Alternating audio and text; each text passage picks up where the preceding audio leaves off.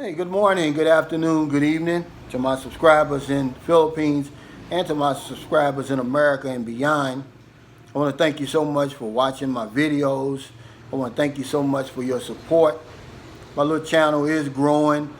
Uh, my videos are short and sweet because YouTube only gives me 15 minutes right now. I'm not big enough yet to get the added minutes, so I want to apologize for that. Most of my videos are well below that.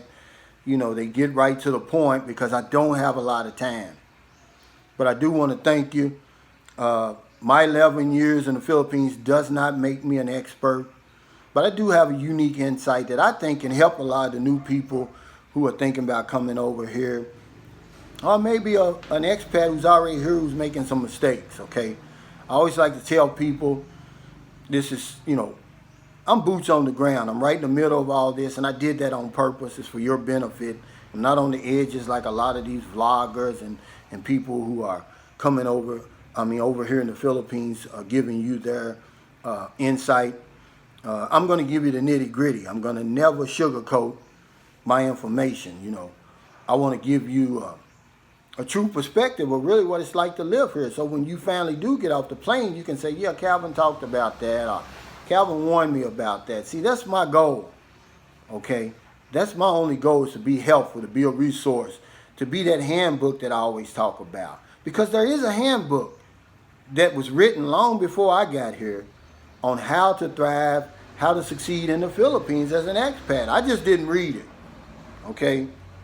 And that was my problem. But today, I wanted to touch on something that a lot of men and women have been interested in. And before I get started, let me say this one thing. I don't ever want my channel to be a source of controversy, okay? I'm only here to help. And this subject here may be controversial. I know I'm going to get some comments, okay? But I don't want to be controversial. But I was asked,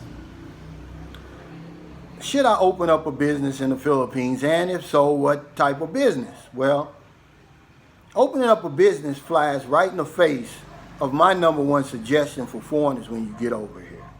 And that's to stay up underneath the radar. Okay. Be as low underneath the radar as you possibly can as a foreigner, because you're going to draw enough attention to yourself just being different over here. And opening up a brick and mortar business over here is going to invite a lot of attention to you and a lot of unnecessary trouble that you don't need, okay, as a foreigner over here. I'm just going to get my little spiel out of the way, and then I'm going to help the man or woman who says, well, they're going to buck the odds and they're going to open up a business anyway, okay? My whole thing is, remember, we're in the Philippines. And my whole thing is to get into the mindset of giving back sometime. Foreigners, we come over, man, we're always taking. What can I get over there? Instead of thinking, what can I give back? And going into direct competition with the locals here, you're not giving back, man. You're taking. Okay? This is just one man's opinion. Okay? One man's belief. Okay? This isn't the final say.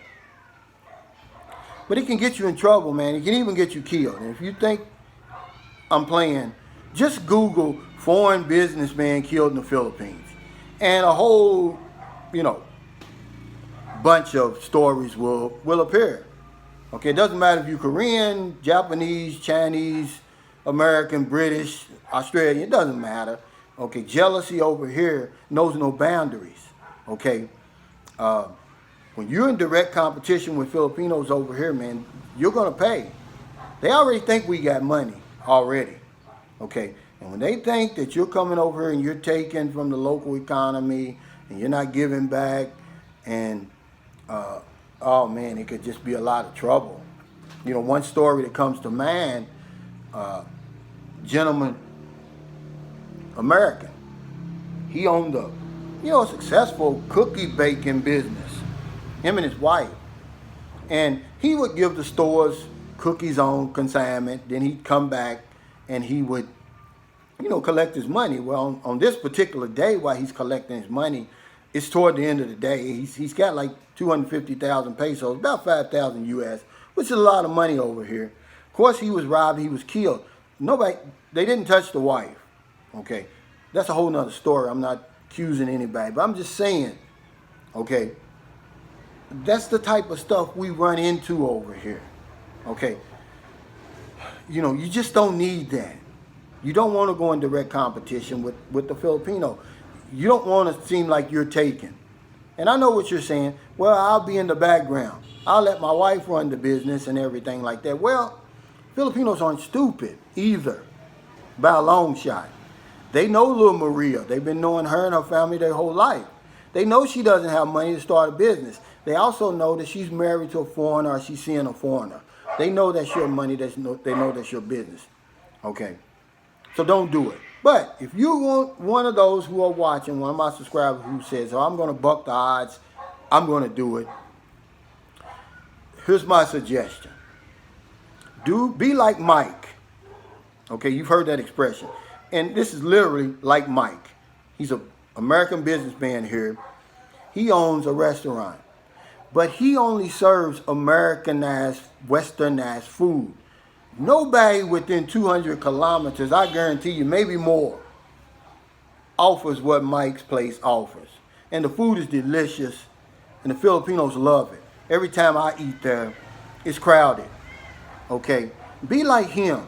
Offer something that's not in direct competition with the locals. Offer something that no one else is offering. And that's hard to do over here. I have to take my hat off to him. Okay. Also, if I were you, I would do something in the lines of farming, like a piggery or something like that. Coconut business is big over here. If you can, buy your coconut farm, plantation or something like that. In the line of farming. But remember, I discourage you from opening up a brick and mortar business. Do something online.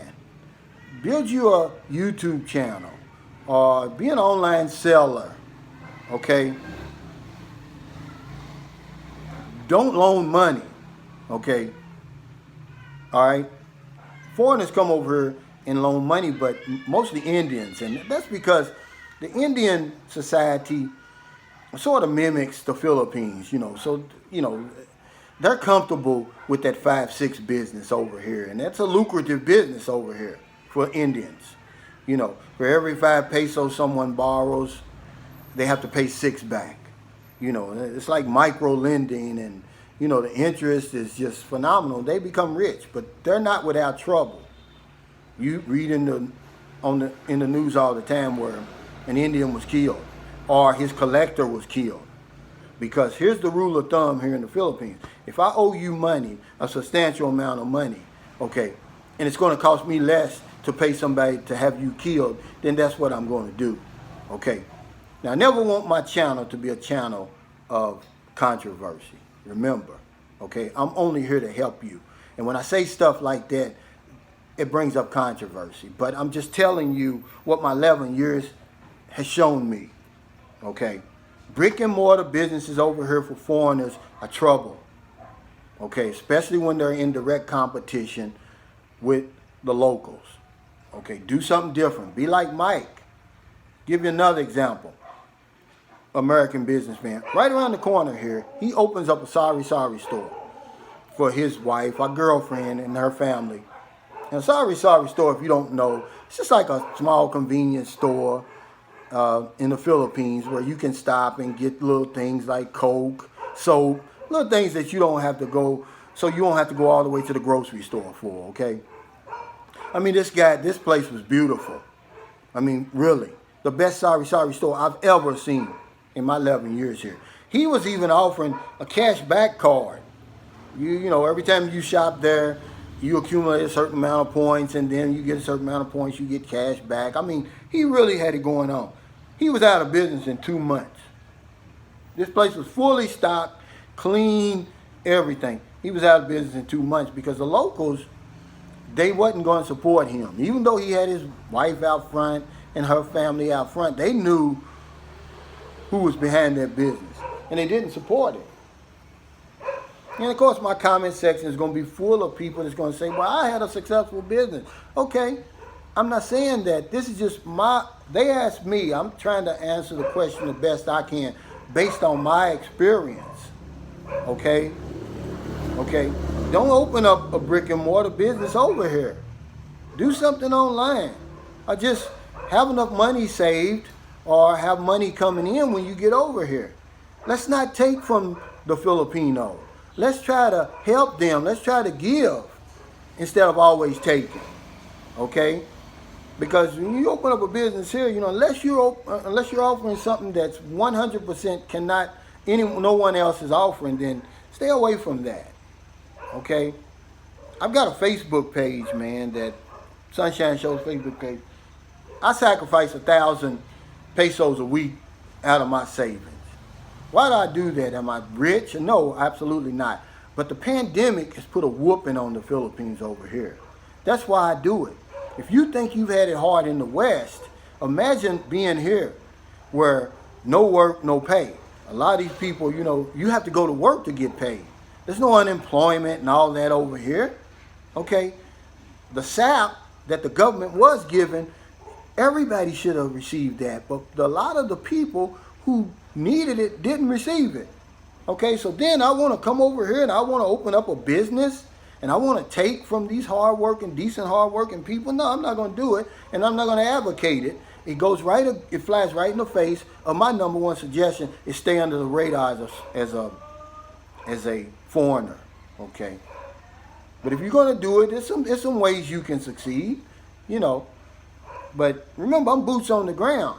I'm right in the middle of all of this. You know, I'm telling you what I'm seeing. Okay, I'm not in some fancy condominium looking down, giving you a play-by-play. Okay, I'm giving you the nitty-gritty.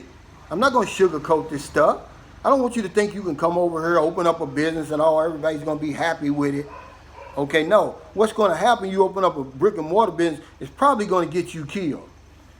You know, as if you're going to get robbed if you're lucky. But more likely you're going to get killed.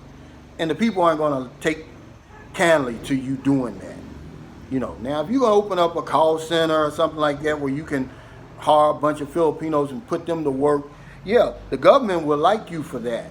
They'll give you a lifetime visa. You won't have to worry about getting your visa. See, that's the type of thing I would suggest.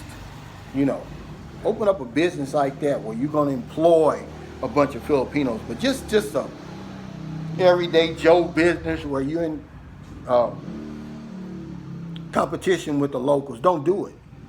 Okay? I'm never going to ask you for money, but I need your help, man. You know, I've got 15 minutes. My stories have to be short and they have to be sweet because I'm not big enough yet to really go into any detail. So, if you like my videos, like them. If you want to comment, by all means, comment. Okay, and if you prefer, go ahead and subscribe to my channel. You know, I'm trying to build a channel that can be a resource to the new man and woman who's contemplating on coming over here, trying the Filipino way of life. Okay, my 11 years doesn't make me an expert. If I come off as a know-it-all, I apologize. That's not what I'm trying to do. Okay, I'm just trying to be helpful. Okay, my 11 years gives me a unique insight that I think can help some people. Because there's a handbook, I just didn't read it, you know, on how to thrive and how to be successful. I want to be your handbook, so to speak, okay? I really appreciate you watching my videos, stopping by today. You know, I've got one more day of quarantine, then I can take you outside and show you this beautiful place. But thank you so much. Stay COVID-free, stay safe. If you haven't helped anybody tonight in America, help somebody. And if before the day's over with, if you're in the Philippines, help somebody. Because what I know for sure is when we help other people, we help ourselves. Thank you so much. Take care.